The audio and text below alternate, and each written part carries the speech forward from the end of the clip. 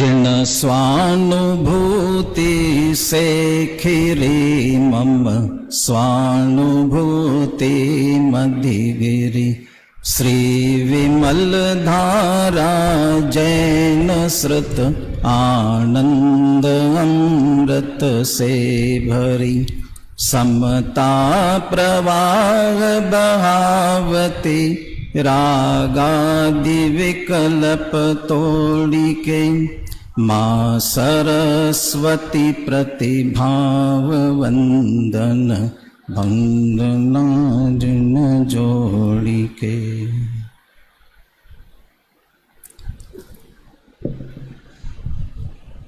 श्री वीतराग विज्ञान आध्यात्मिक शिक्षण प्रशिक्षण शिविर का पावन अवसर है और इस अवसर पर आध्यात्मिक चर्चा और उस आध्यात्मिक चर्चा में समय सार को ही मुख्य रूप से विषय बनाया, लेकिन अभी चर्चा के लिए योग सार चुना।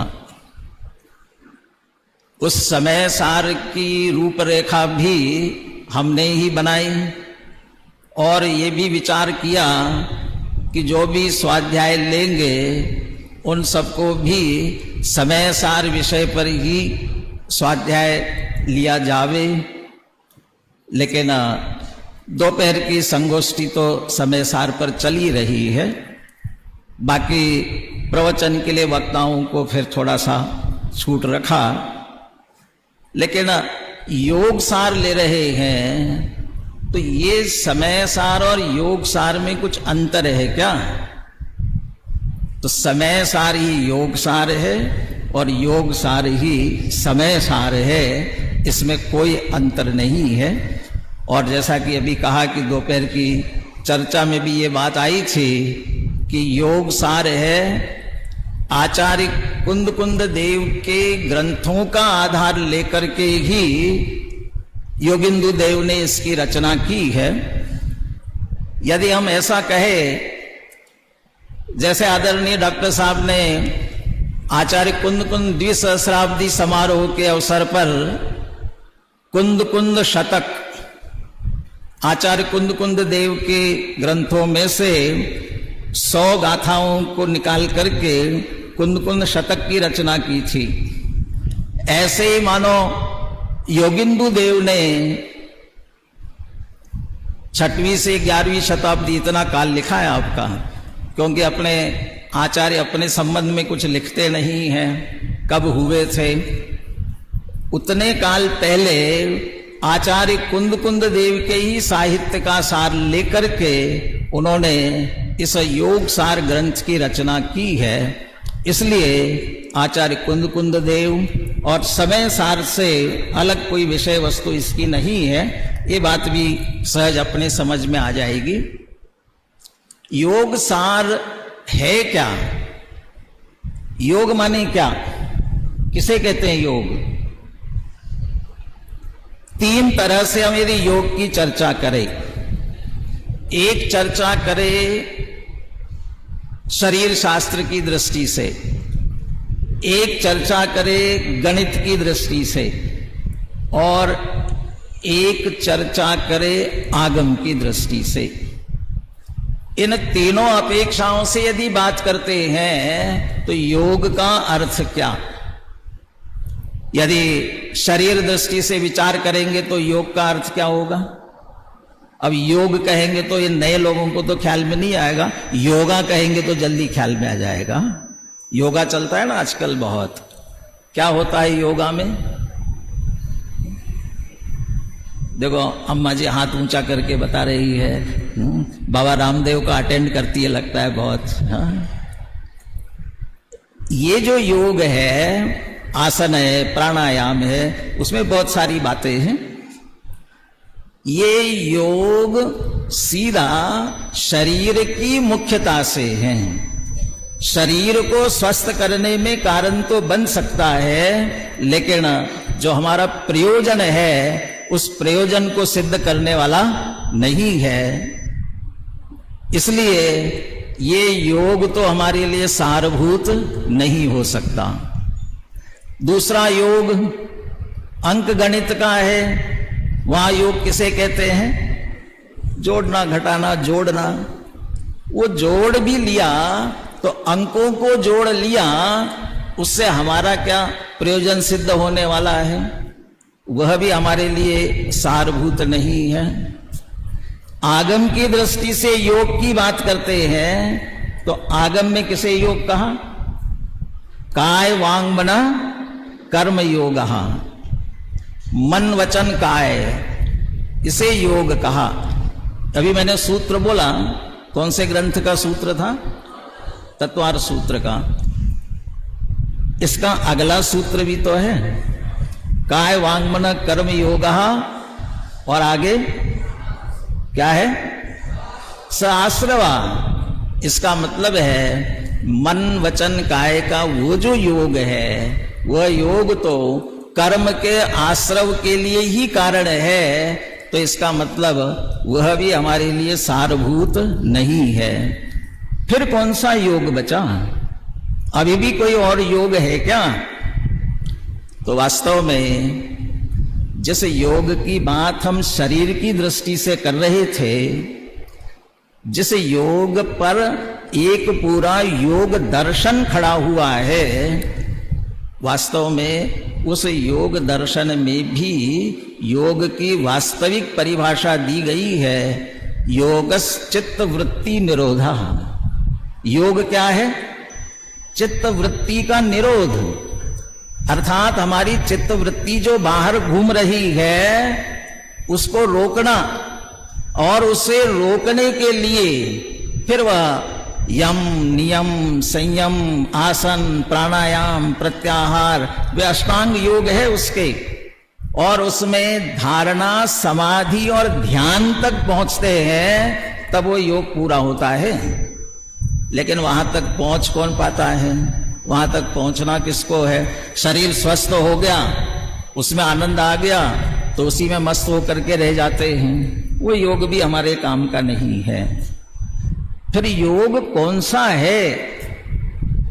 एक और योग सार ग्रंथ है आचार्य अमित गति देव का, वह तो ये कहते हैं, विविक्त आत्म परिज्ञानम योगात् संजायते यतः स योगा योगिभिर गीता योग निर्धूत पातकई। योग निर्धूत पातकई, योग के द्वारा जिन्होंने अपने कर्मों को धो दिया, ऐसे वे योग किसे कहते हैं?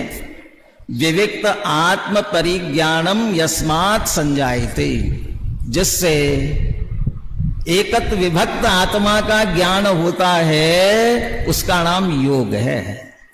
वो योग है, और वह योग वास्तव में सारभूत है। जब एकत विभक्त आत्मा के ज्ञान की बात आती है तो ये तो समय सार की बात है। इसलिए योग लोक में भी जोड़ना, इसे योग कहते हैं। व्यापारी बैठे हुए हैं, बिल बनाते हो, बिल बनाने के बाद आपका ध्यान कहां जाता है? कहां जाता है?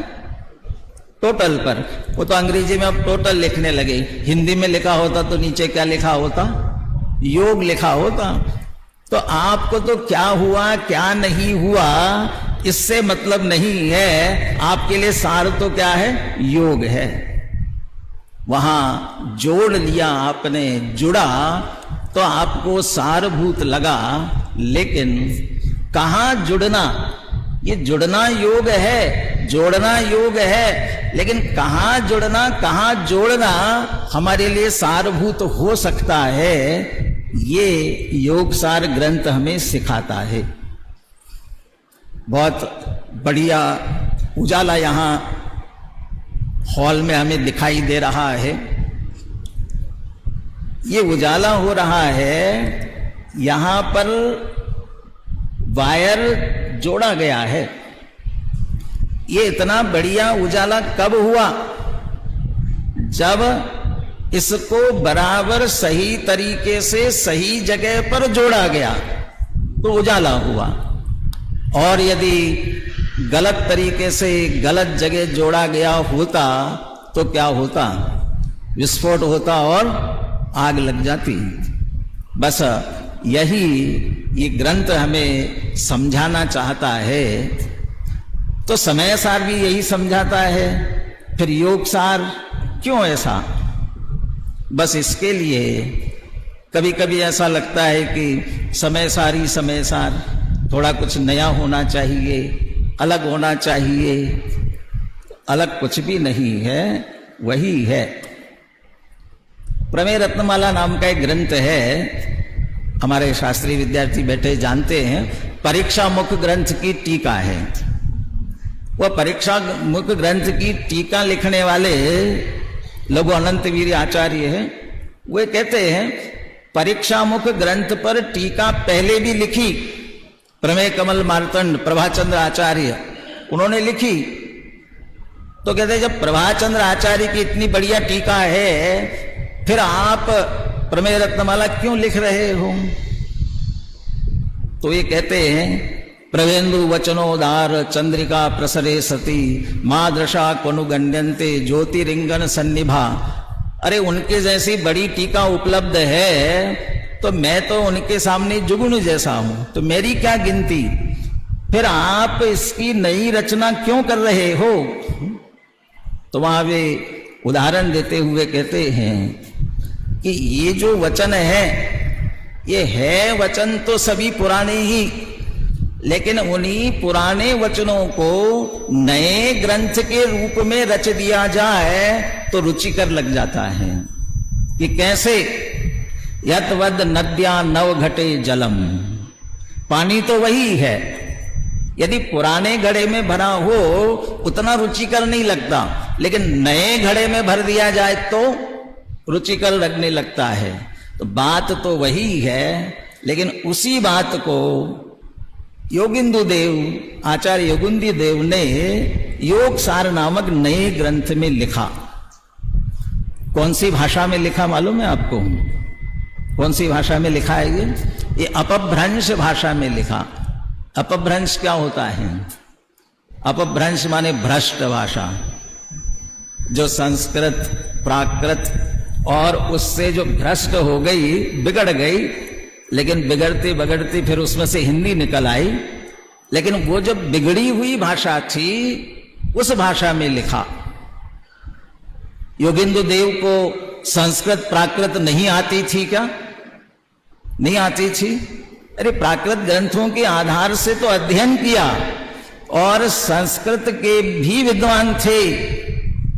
सुभाषित रत्न संदो, अध्यात्म रत्न संदो, अमृता शीति जैसे अनेक संस्कृत ग्रंथों की रचना की है। फिर अपभ्रंश में क्यों लिखा? तोडरमल जी के संदर्भ में आदरणीय दादा एक बात कहते थे उनकी भाषा के संदर्भ में।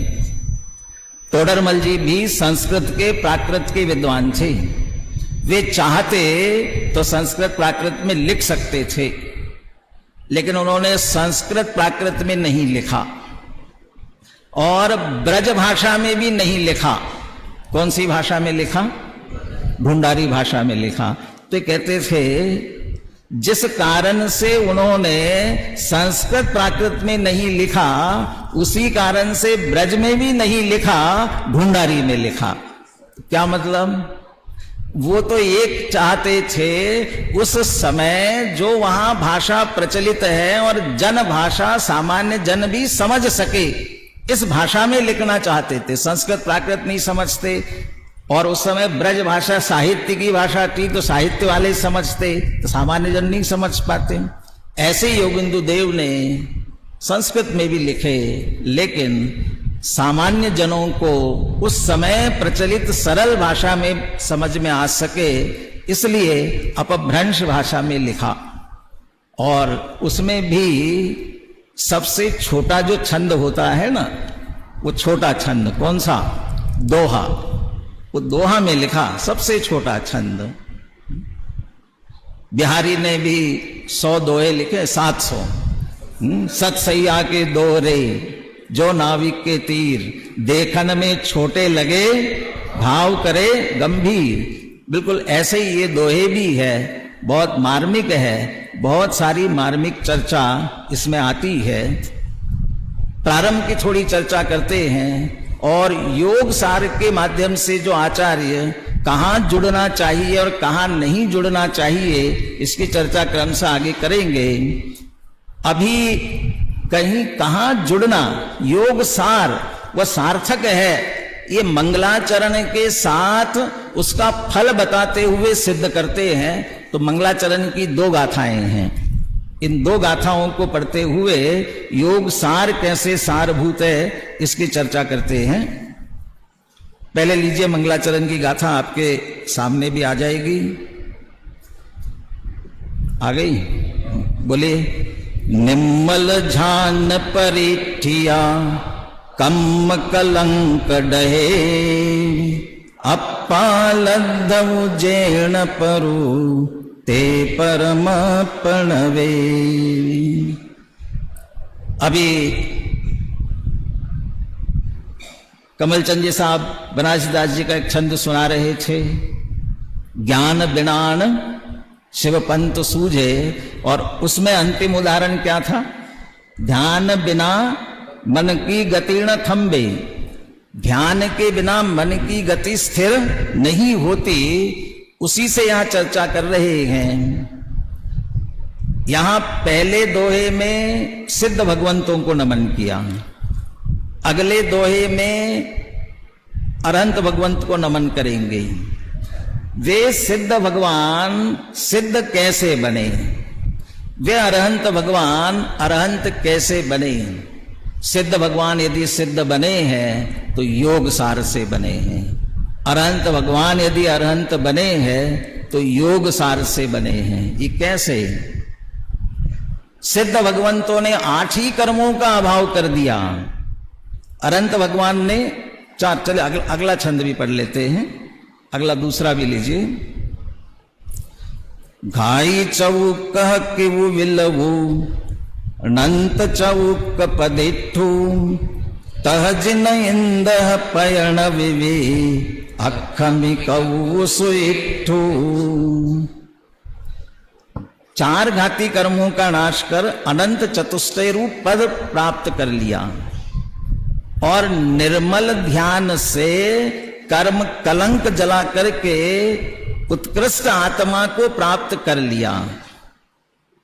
चाहे 8 ही कर्मों का अभाव करके उत्कृष्ट आत्मा की प्राप्ति हो, चाहे 4 घाती कर्मों का नाश करके अनंत चतुष्टय की प्राप्ति हो, ये हुई किससे?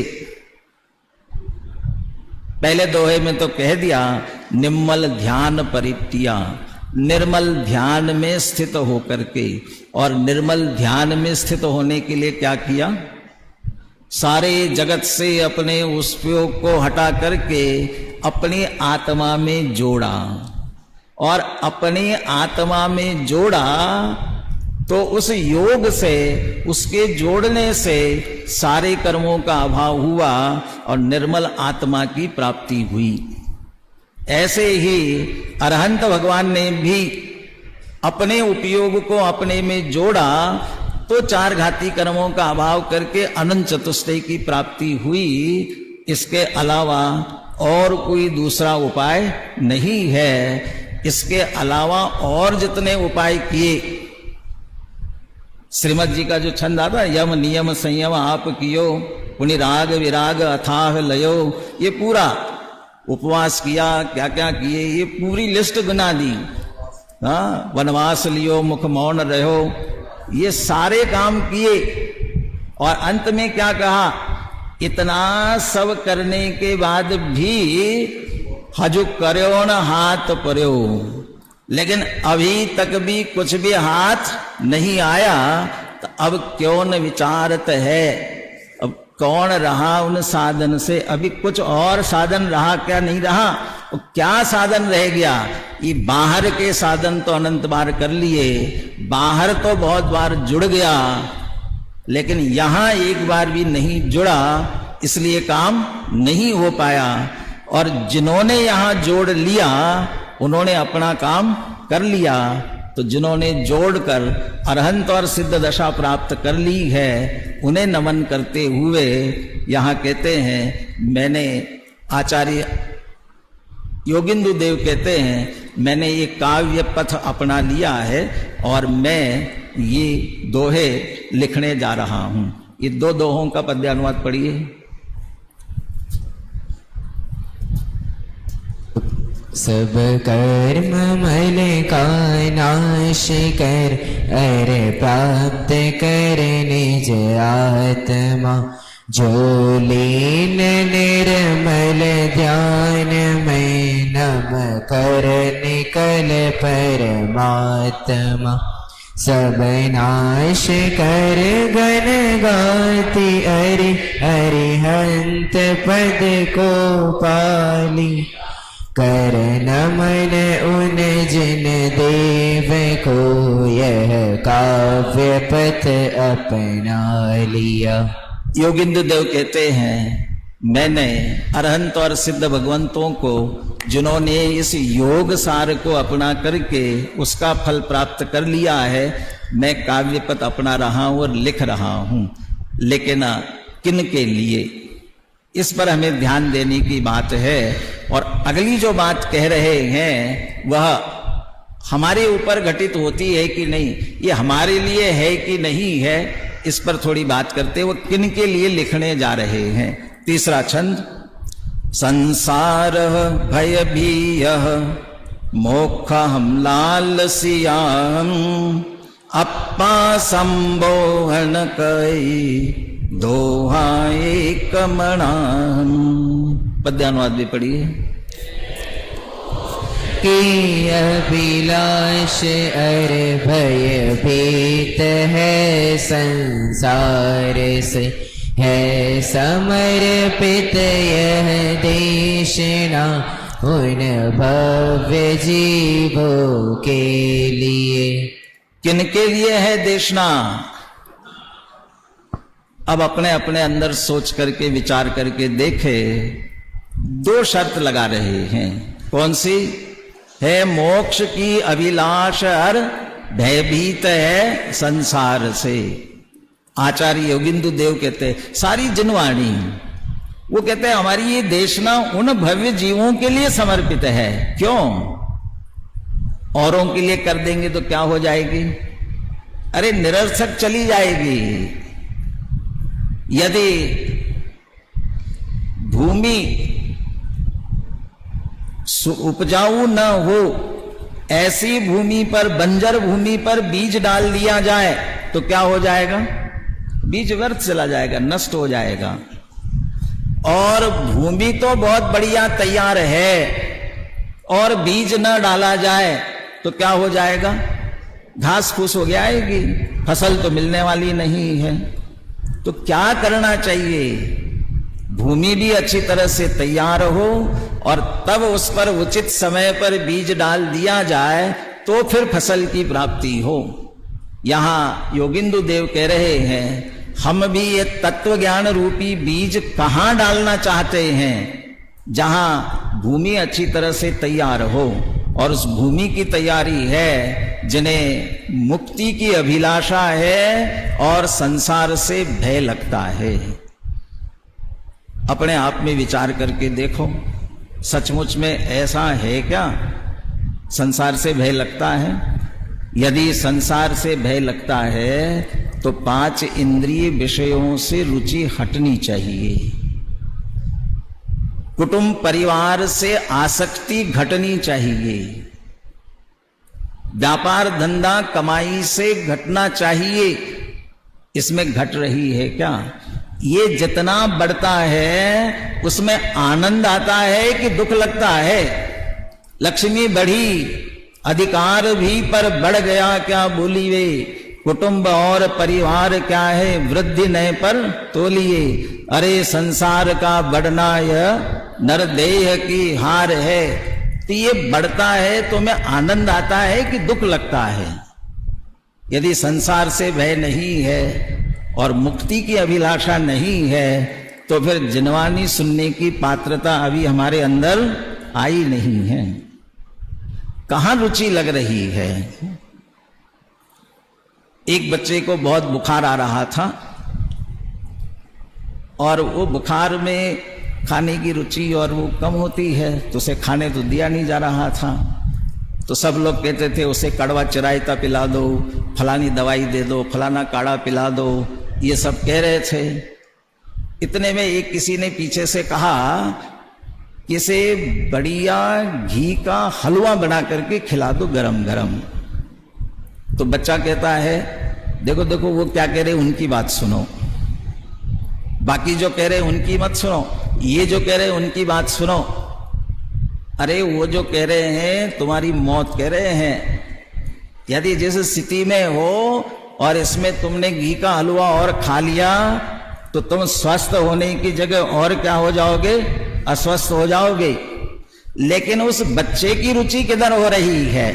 यदि बच्चे की रुचि उधर जा रही है, इसका अर्थ वह स्वस्थ होना नहीं चाहता है। बस ऐसे ही हमारी रुचि किस तरफ जा रही है। यदि हमारी रुचि भी 5 इंद्रिय विषयों की तरफ जा रही है, संसार से भय नहीं लगता है, तो अभी ये देशना हमारे लिए काम की नहीं है। सबके मोबाइल ऑन होंगे ना कि बंद है? ऑन है, चालू है? अच्छा, बहुत अच्छी है जिन जिन ने बंद कर रखा है। लेकिन यहां बैठने के बाद भी मोबाइल ऑन रखने की इच्छा होती है और बार बार देखने की इच्छा होती है। इसका अर्थ हम कहां जुड़े रहना चाहते हैं, किससे जुड़े रहना चाहते हैं, और वहां जुड़े रहना चाहते हैं कहां संसार का भय लग रहा है। मैं तो अनेकों बार ये कहता हूं, जिन मंदिर में प्रवेश करते समय निस्सही बोलकर प्रवेश करते हैं, स्वाध्याय भवन में निस्सही बोलकर प्रवेश करने की आवश्यकता नहीं है, इससे ज्यादा आवश्यकता है। मंदिर में निस्सही बोलकर प्रवेश करते, इसका अर्थ क्या है? निस्सही माने समस्त सांसारिक कार्यों का निषेध, सब बाहर छोड़ दिया। और स्वाध्याय में बैठते समय यदि उनका निषेध नहीं किया है, उसको लेकर के बैठे हैं, तो फिर कहां संसार से भय लगा है मोक्ष की अभिलाष हर भयभीत है संसार से, उनके लिए देशना समर्पित है। ये दोहा पढ़ा, लेकिन आज गुरुदेव श्री का प्रवचन सुना, वो तो उल्टी बात बैठ रही है। आज सुबह गुरुदेव के प्रवचन में क्या चर्चा आ रही थी? वहां तो ये आ रही थी कि मोक्ष की वांछा, जो मोक्ष की वांछा करते हैं उन्हें मोक्ष की प्राप्ति नहीं होती है। मोक्ष की वांछा हो रही है, इसको जो जानते हैं, वो जानने में भी मत अटको कहते हैं, वो इसको जानते हैं, उनको भी नहीं। माने मोक्ष की वांछा नहीं, मोक्ष की वांछा को मत जानो, मोक्ष की वांछा से कुछ लेना देना नहीं। न मोक्षोपि मुमुक्षुताम, मोक्ष की इच्छा करते रहेंगे तब तक मुक्ति की प्राप्ति होने वाली नहीं है। तो वहां तो कह रहे कि मोक्ष की वांछा नहीं होनी चाहिए, यहां तो कह रहे कि मोक्ष की अभिलाषा जिन्हें है उनके लिए देशना समर्पित है। तो किन की बात समझे? दोनों बातें ये तो एक दूसरे के विरुद्ध लग रही है। अरे यही तो स्यादवाद है, और इस स्यादवाद को समझे तो ही पार पड़ेगी, और स्यादवाद को नहीं समझेंगे तो बात पार नहीं पड़ेगी। अपेक्षा समझे बिना कुछ भी समझ नहीं आएगा, और अपेक्षा समझते सब कुछ सहज समझ में आ जाएगा। दादा ने सरल भाषा में लिखा, ये स्यादवाद बहुत बहुत, अरे स्यादवाद, महावीर जी है ना, अपना क्षेत्र राजस्थान में महावीर जी, वो महावीर जी का जो मंदिर है, मुख्य मंदिर है, उस मंदिर में अंदर प्रवेश करते हैं ना, वहां कुछ श्लोक लिखे हुए हैं। उन श्लोक में एक श्लोक लिखा, खुदा हुआ अच्छी तरह से लिखा हुआ है, यत्र स्याद्वाद सिद्धांतो यत्र वीरो दिगंबरा तत्र विजयश्री ध्रुवानंदो ध्रुवादरा। यत्र स्याद्वाद सिद्धांतो यत्र वीरो दिगंबरा, देव शास्त्र गुरु जहां स्याद्वाद रूपी शास्त्र है, वीर ऐसे भगवान है, दिगंबर ऐसे गुरु है, तत्र विजय श्री, वहां विजय मिलेगी। विजय श्री धन संपत्ति वैभव वहां है। ध्रुवानंदो ध्रुवादरा, ध्रुव आनंद और ध्रुव आदर वहां मिलने वाला है। हमारे जयपुर के पास में महावीर जी, जयपुर, वो भी आ रही थी ना आज गुरुदेव की सुबह की चर्चा में बात। जयपुर, क्या जयपुर है? ये आत्मा ही जयपुर है, जिसका लक्ष्य करने पर जय होती है, और आत्मा का लक्ष्य नहीं करके मोह राग द्वेष उत्पन्न होते हैं तो यह हारपुर है। और हम अनादि से इसका ही लक्ष्य करके हार करते आ रहे हैं। तो वहां इच्छा नहीं करने की बात कर रही, मोक्ष की भी कामना मत करो। और यहां कह रहे कि मोक्ष की अभिलाषा है और संसार से भयभीत है, उनके लिए देशना है। तो दोनों में अंतर क्या है? अंतर ये है, अभी यदि संसार की रुचि लगी हुई है तो आप तत्व सुनने ही नहीं आओगे, सुनोगे ही नहीं तो समझोगे कैसे? इसलिए पहले संसार का भय लगे और इससे मुक्ति की कामना अंदर हो तो आप सुनने के लिए तैयार होंगे। और सुन करके आपके अंदर जब वस्तु स्वरूप ख्याल में आ जाएगा और अब मुक्ति प्राप्त होनी चाहिए, तो मुक्ति की प्राप्ति मुक्ति की चाहना से होगी क्या? मुक्ति की इच्छा से होगी क्या? वो मुक्ति की प्राप्ति जिससे होती है वो कार्य फिर करना पड़ेगा। और वो कार्य करने के लिए सही स्थान पर कहाँ जुड़ना है और कहाँ नहीं जुड़ना है, उसकी चर्चा फिर क्रम से आगे करेंगे। चाहने से नहीं होगा। अंग्रेजी में एक वाक्य आता है, one man asked God I want happiness. अंग्रेजी में ख्याल में तो आया हुआ ना, one man asked God I want happiness, माने एक व्यक्ति ने भगवान से कहा आई वॉन्ट हैप्पीनेस, मुझे क्या चाहिए? मुझे हैप्पीनेस चाहिए, खुशी चाहिए, आनंद चाहिए, सुख चाहिए। गॉड टोल्ड दैट मैन, भगवान ने उससे कहा, God told that man first remove I because it is ego. भगवान कहते हैं पहले आई हटाओ, क्यों? ये अहंकार है, इसको हटाओ पहले ही।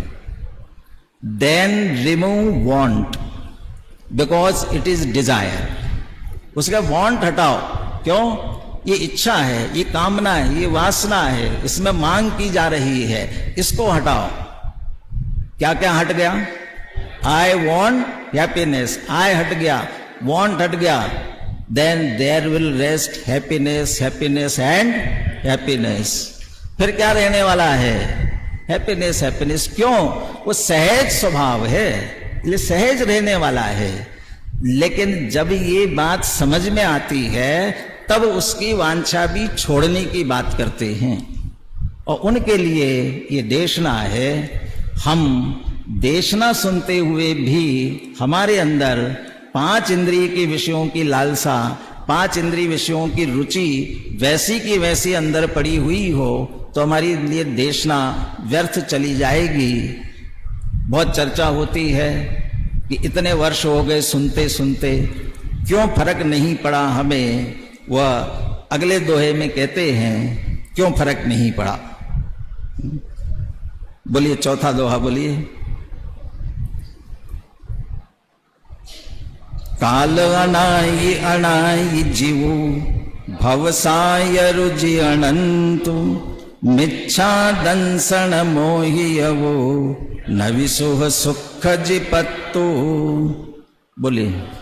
अनंत है संसार सागर जीव काल अनादि है, पर सुख नहीं बस दुख पाया मोह मोहित जीवने। कब से चला रहा है संसार? अनादिकाल से, अनंत काल चला गया। और जीव कब से हैं? अनादिकाल से। जीव अनादि, काल अनादि, और संसार भी अनादि से चला रहा है। जीव भी अनंत रहने वाला है, काल भी अनंत रहने वाला है, और संसार अनंत रहेगा? रहना चाहिए? नहीं रहना चाहिए। पिछला यदि हम अपना हिसाब देखें तो पिछले हिसाब में कह रहे हैं इतना काल व्यतीत तो हो गया जब जीव भी है, इस जीव के लिए देशना भी है, उपदेश भी है, फिर भी इस जीव ने दुख ही पाया, सुख प्राप्त नहीं किया। क्या कारण है? किसने दुख पाया, सुख नहीं पाया? इस अनंत काल अनादि से अभी तक में सुख नहीं पाया जीव ने। अरे पा लिया, जिन्होंने योग सार को समझ लिया उन्होंने पा लिया, और जिन्होंने योग सार को नहीं समझा उन्होंने नहीं पाया। उस अनंत काल में भी किस जीव ने दुख पाया? दुख पाया जीव ने। किसने? कौन से जीव ने? मोह मोहित जीव ने। अरे जिसने गलत जगह अपने आप को जोड़ रखा, इसमें से सुख मिलेगा, इसमें से आनंद मिलेगा, ये मेरा है, ऐसा मानकर गलत जगह जोड़ा, उस मोह मोहित जीव ने दुख पाया। और जिन अनंत और सिद्ध भगवंतों की बात की, उन्होंने सही जगह जोड़ लिया, उन्होंने सुख प्राप्त कर लिया। तो हमें यही कहना चाहते हैं, गलत जगह हमारा जो जुड़ान हो रहा है, उस जुड़ान को छोड़ करके, वहां से छूट करके अपनी तरफ आने की कोशिश करें, और अपनी तरफ आकर के हम अपना लक्ष्य करेंगे तो इस योग सार के माध्यम से जो फल है वो हमें निश्चित रूप से प्राप्त हो सकता है। इस पूरे ग्रंथ में दो ही बात मुख्य रूप से कहने वाले हैं। पूरे आप दोहे ध्यान से पढ़ेंगे, और यदि हिंदी पद्यानुवाद भी पढ़ते हैं ना, तो आत्मा को जान लो, आत्मा को जान लो, आत्मा को जान लो, कम से कम 50 बार लिखा होगा। आत्मा को जान लो सीधा कहा, नहीं तो जो आत्मा को जानते वो सुख पाते हैं। दादा ने बहुत सरल भाषा में अनुवाद किया हुआ है, यदि हम पढ़ेंगे। क्यों? क्योंकि यहां हम जुड़े, ये जुड़ना यही सारभूत है। और नास्ती से कहेंगे जो ऐसा नहीं करते हैं, जो ऐसा नहीं करेंगे, वे संसार सागर में भ्रमण करते रहेंगे। बस ये अस्ति नास्ती की बात यही पूरे दोहों में समझाने की कोशिश करते हैं। कल हम चर्चा करेंगे कि हम क्यों प्राप्त नहीं कर पा रहे हैं, हमारी कहां कमी रह रही है, उसकी बात करेंगे। और फिर सही दिशा में जाकर के प्राप्ति कैसे हो सकती है, इसकी चर्चा करेंगे। अभी अंतिम दोहा पूरे सार का संक्षेप में कहते हुए फिर आगे विस्तार से बात करेंगे। संक्षेप में इस दोहे में योग सार का सार एक तरह से बता देते हैं, संक्षिप्त रुचि वाले के लिए बात पूरी हो जाए। देखिए 5वां दोहा। जय भी वह चौ गई गमन तो पर भाव चये, अप्पा झाये निम्म मलऊ जिम शिव सुख लहे। भय भीत है यदि चतुर गति से त्याग दे पर भाव को, परमात्मा का ध्यान करे तो परम सुख को प्राप्त हो। इसका मतलब चतुर्गति में परिभ्रमण हो रहा है, वह परभाव के कारण हो रहा है। और परभाव हो रहा है, हम पर से जुड़ रहे हैं, इसलिए गलत जगह जोड़ रखा है।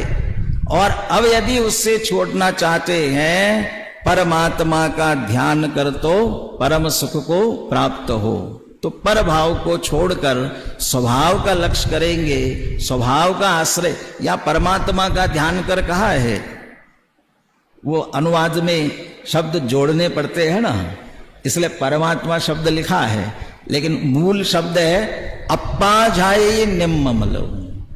परमात्मा माने अरहंत और सिद्ध परमात्मा की बात नहीं है, निर्मल आत्मा, अपना आत्मा, उत्कृष्ट आत्मा, वो अपनी आत्मा का ध्यान करे, अपने से जुड़े तो परम सुख को प्राप्त हो। अंतिम उदाहरण देकर के आज की चर्चा पूरी करते हैं। महाभारत का युद्ध किसने जीता और किसने हारा, कौन जीता और कौन हारा, और वो महाभारत का युद्ध जिसने जीता वो क्यों जीता और हारने वाला क्यों हारा। किसने जीता था महाभारत का युद्ध? पांडवों ने। और हारा कौन? कौरव हार गए। कहते हैं ये हार जीत का निर्णय कब हुआ था? कहते तभी हुआ था जब इन दोनों में, जब पांडव वनवास पूरा करके आए और फिर सिर्फ 5 गांव मांग रहे थे, इन वह भी देने के लिए तैयार नहीं हुए, सुई की नोक बराबर भी जगह नहीं देंगे। फिर युद्ध अटल हो गया। जब युद्ध अटल ही हो गया तो दोनों अपने अपने सहयोगी ढूंढने लगे। तो सहयोगी ढूंढने लगे तो पांडव और कौरव दोनों के रिश्तेदार कृष्ण थे, तो दोनों ही कृष्ण के पास सहयोग मांगने के लिए गए।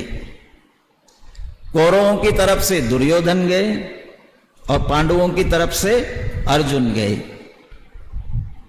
जब ये मालूम चला तो दुर्योधन कहा कि पांडवों की तरफ से भी जाएंगे, अपन पहले पहुंच जाते हैं। तो दुर्योधन सुबह सुबह कृष्ण के उठने से पहले ही जाकर के सिरहाने खड़े हो गए। अर्जुन भी पहुंच गए और जाकर के चरणों की तरफ खड़े हुए। कृष्ण की नींद खुली और उठ करके बैठे। उन्होंने अर्जुन से पूछा कि वे कैसे आए? दुर्योधन कहने लगे मैं भी आया हूं, मैं उससे पहले आया हूं। तो पहले अर्जुन से क्यों पूछा?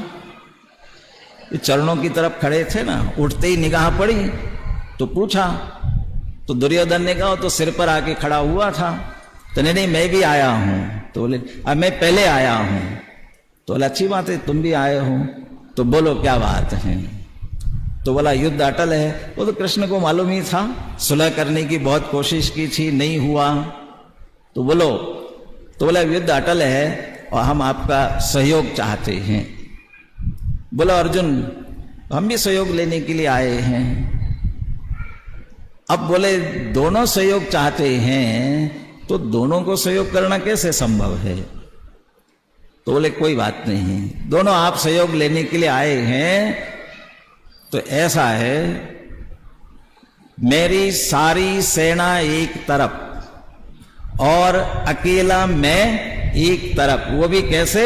निशस्त्र, निहत्ता, कोई हथियार भी नहीं लूंगा, मैं अकेला एक तरफ और बाकी सशस्त्र सेना सब एक तरफ। अब मांगो जिसको जो मांगना है।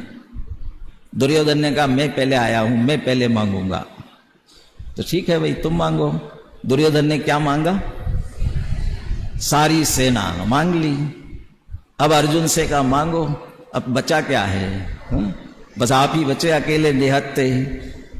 वो तो ठीक है बोले।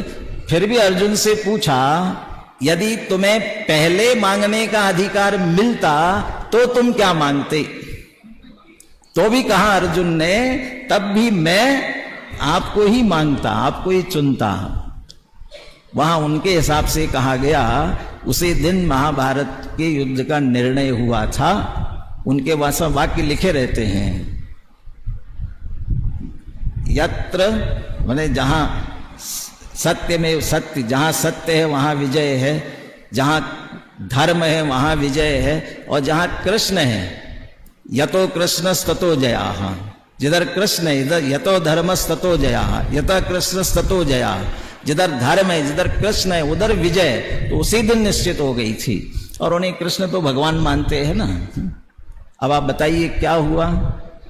चूंकि अर्जुन ने भगवान को चुना इसलिए वह जीता, और कौरव ने भगवान को छोड़कर बाकी सब चुना इसलिए वह हार गया। हम भी अभी तक ये संसार का युद्ध क्यों हारते जा रहे हैं? क्योंकि एक भगवान आत्मा को छोड़कर बाकी सबको हमने चुन लिया है, इसलिए हारते जा रहे हैं। और सम्यक दृष्टि से लेकर सिद्ध तक ने इस सब को छोड़कर एक भगवान आत्मा को चुना, इसलिए वे संसार सागर से पार हो रहे हैं। बस यही योग सार है। एकत विभक्त भगवान आत्मा, समय सार कहता है एकत विभक्त भगवान आत्मा। अकेले कृष्ण ने युद्ध जितवा दिया। किसके आधार से जितवाया युद्ध? कौन सी नीति अपनाई? ये एकत विभक्त की नीति अपनाई उन्होंने भी। जब अर्जुन का चित्त विभक्त हो रहा था, मैं युद्ध करूं कि नहीं करूं कि नहीं, तो उसे युद्ध करो इसमें स्थिर किया। और जिनका चित्त उधर जो उनके गुरु द्रोणाचार्य थे, और उनका चित्त क्या कर दिया? विभक्त कर दिया। अश्वत्थामा हतो नरो वा कुंजरो वा, ऐसा करके उनका चित्त विभक्त किया, इनका चित्त एकत्व में स्थिर किया।